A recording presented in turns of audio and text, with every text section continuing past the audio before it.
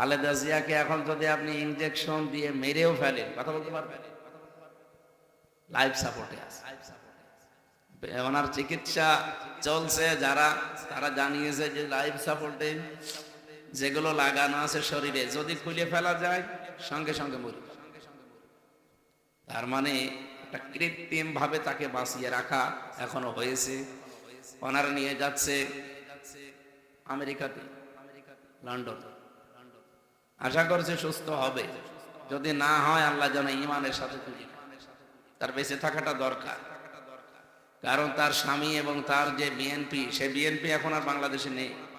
তারা না থাকলে আর এটাও থাকবে না। তার স্বামীর জীবনী পড়ে দেখেন, জিয়াউর রহমানের রাজনৈতিক জীবনী আমি পড়েছি। তিনি ভারতের আগ্রাসনের বিরুদ্ধে ছিলেন, কথা বোঝেন আমার।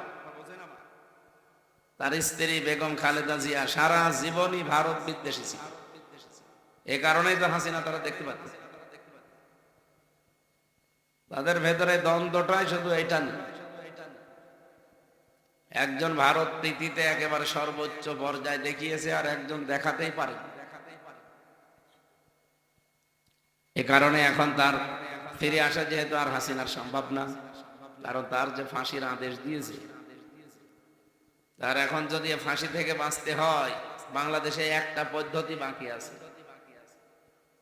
হাসিনা যদি দেশে ফিরে এসে বাঁচতে চায়, আসলেই তো ফাঁসি হয়ে যায়।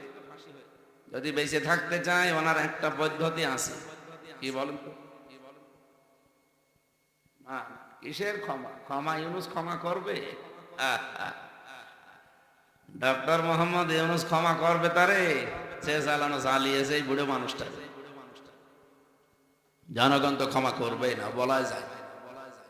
একটা পদ্ধতি কি, এদেশে এখনো কোনো মহিলার ফাঁসি আজ পর্যন্ত হয়নি, এবং আমরা চাই যে না হোক, কারণ মেয়েদের ফাঁসি দেওয়া খুব কঠিন।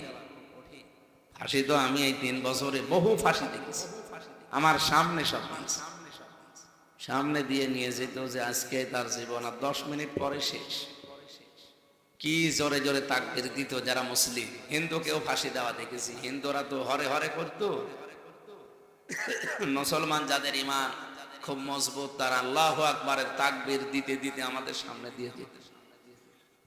মাঝে মাঝে আমি যে দেখতাম যে ফাঁসির যে মঞ্চটা, ওখানে শুধু ওই ফাঁসি দেওয়ার সময় দড়িটা নিয়ে আসে। বহু মানুষকে দেখেছি, পুরুষ মানুষ ফাঁসি দেওয়ার পরে যখন দড়িটা এভাবে ছিঁড়ে যায়, গলাটা আটকিয়ে কি যে লাফায়। একটা মানুষ জীবিত অবস্থায় আপনার সামনে থেকে মরে যাচ্ছে তড়পাতে তড়পাতে। এই দৃশ্য আমি একটা না, বহু দেখেছি। 3 বছর তো জেলে ছিলাম, অনেক দিন না? অনেক দিন। মেয়েদেরও ফাঁসি দিলে ঠিক ওই অবস্থায় লাফাবে, তড়পাবে। আমরা চাই না ওনার ফাঁসি হোক।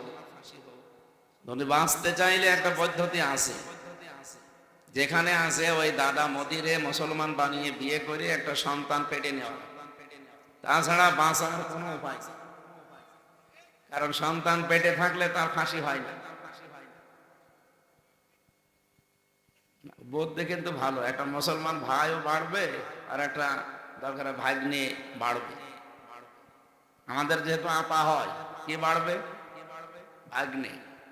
আর দোলা ভাইটাও যদি মুসলমান হয়ে যায়, তো একটা মুসলমান ভাই বেড়ে গেল না? কাজ কি খারাপ? দুই দিক থেকে উপকার হচ্ছে। এজন্য এইটা ছাড়া ওনার আর বাঁচার কোনো পদ্ধতি নেই। উনি খুব প্রীতি দেখিয়েছিল এই সারাটা জীবন, যেহেতু অনেকদিন ছিল তো সেখানে, 6 বছর ছিল আগে। ওই ইনজেকশন গুলো ওখান থেকে পেয়েছে, ওইটা এসে অ্যাপ্লাই করছিল, কিন্তু দেশের মানুষ আর মেনে নিতে পারেনি। ওখানে আরো যারা ছিল তাদেরকেও এভাবে ইনজেকশন দিয়েছে, এরকম বিভিন্ন জিনিস তাদেরও খাওয়িয়েছে। তারা এখন এসে প্রীতি দেখাচ্ছে। মাঝে মাঝে তাদের কথা শুনবেন, তারা বলে না ভারত কিন্তু অনেক বড় দল। বড় দল তাতে কি হয়েছে? বড় দেশ তাতে কি হয়েছে? তার চাইতে বড় দেশ নেই পৃথিবীতে। বাংলাদেশের চাইতে ভারত 29 ডবল। কত বলেন বলেন? প্রায় প্রদেশগুলো আমি ঘুরে ঘুরে এসেছি। আমার তো এই দেশে আগে কথা বলতে দিত না আল্লাহর ওলিরা, ওই দেশে থাকতাম বেশি। ওই 16, 17, 18, 19 এই সমস্ত সালগুলো এই দেশে তো থাকতেই দেয়, কথা বলা তো দূর কথা। আর বাকি 20 সাল থেকে তো জেলেই ছিলাম। কিন্তু আমেরিকা বাংলাদেশের চাইতে 59 ডবল। কত? ভারতের চাইতে ছোট। চীন ও ভারতের চাইতে বড়। দেশ বড় হলেই যে শক্তিশালী হয় তা, মাল থাকা লাগে ভেতর। ওদের যত মানুষই আছে ওদের ভেতরে একটা ভয় আছে, কারণ সে জিনিস ঈমান নেই। আর আমাদের মানুষ যাই হোক, আমাদের ভেতরে যে ঈমান আছে পাওয়ার দিয়েছে। এক আবুল সরকার শুধু গাল দিয়েছে, ওরে মনে হয় যে নামাজ পড়ে না, সেও গালি দেয়। আমি কি বেশি বললাম? যে নামাজ পড়ে না, ঈদের নামাজও পড়ে না, সেও গালি দিচ্ছে। ওনার জন্য দোয়া করছি মন থেকে, শুধু এই কারণে উনি ভারতের আগ্রাসনের বিরুদ্ধে সারা জীবন লড়াই করেছেন। এখনো যদি সুস্থ থাকতেন, বেঁচে থাকতেন, এভাবেই করতেন। এই জন্য তার বেঁচে থাকাটা দরকার। ওনার এই যে কথাবার্তা আল্লাহ বন্ধ করে দিয়েছে। এখন যতই আপনি পিটান, যত ইনজেকশন দেন, কথা কিন্তু আর বলতে পারছেন। তার মানে হাদিস কোরআনের ব্যাখ্যা অনুযায়ী ওনারা যে ফেরেশতারা যে দায়িত্বগুলো পালন করে, ওইটা পালন করা বন্ধ করে দিয়েছে। মরণের আগে একজন পানি যে সরবরাহ করে, এই ফেরেশতা এসে বলে, আল্লাহর বান্দা হামজা, তোমার জন্য তামাম পৃথিবী সব ঘুরে আসলাম, এক ছটাক পানিও তোমার জন্য আর বরাদ্দ নেই, আমি বিদায় নিলাম।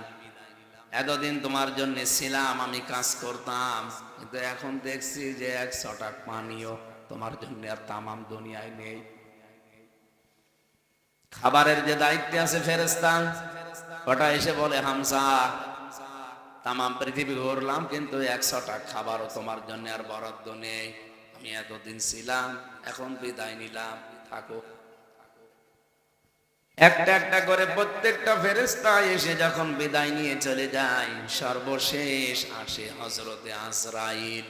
কে বলেন? বলেন। হযরতে আজরাইল ফেরেশতা আসে। উনি আর অনুমতি নেওয়ার জন্য না, উনি এসে জান কবজ করে।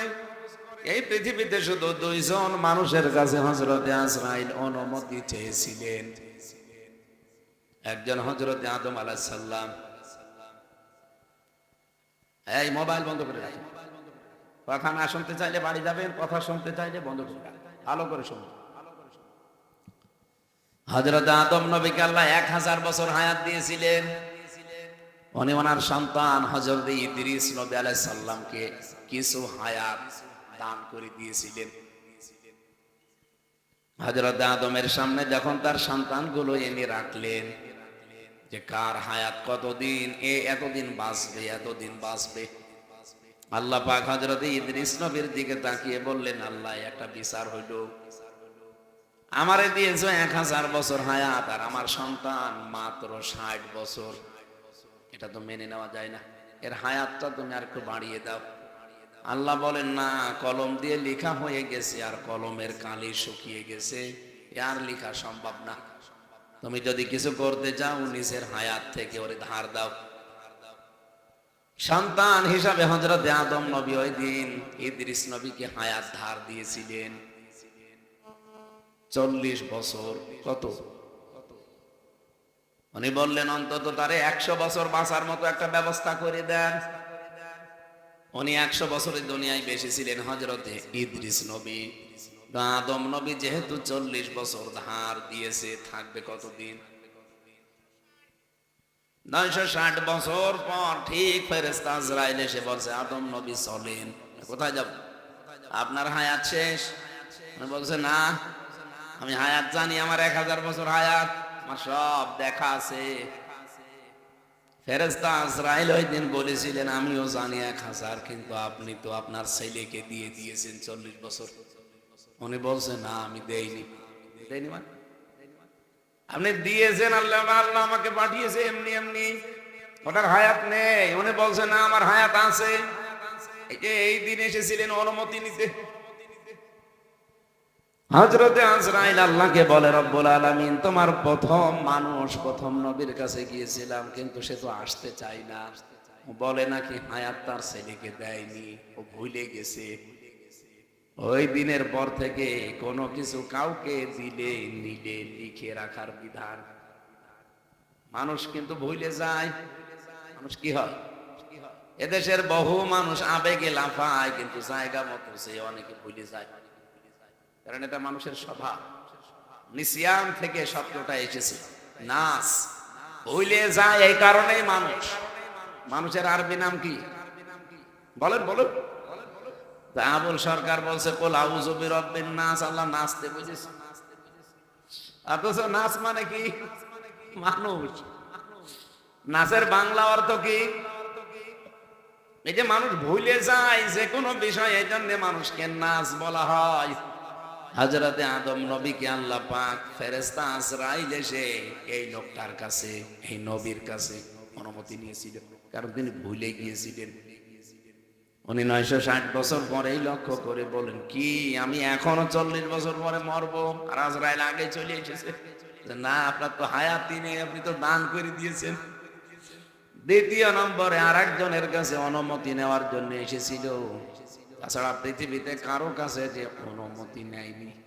আর এক নবীর কাছে এসেছিল অনুমতি নেওয়ার জন্য না, সরাসরি এসে বলছে আপনাকে আমি জান কবজ করতে এসেছি, অনুমতি নিতে না।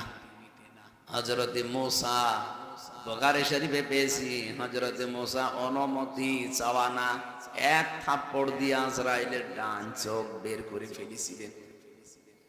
উনি চোখ হাতে নিয়ে বলে, রব্বুল আলামিন, গিয়েছিলাম ভালো জায়গায়, নবী মনে করে, দেখেন আমার চোখ বের করে দিয়েছে। কেন বিয়াদবি করেছ? না, আমি যে দান কবজ করতে গেছি, তুমি আমাকে বানিয়েছো এই দান কবজের জন্য মালাকুল মাউত।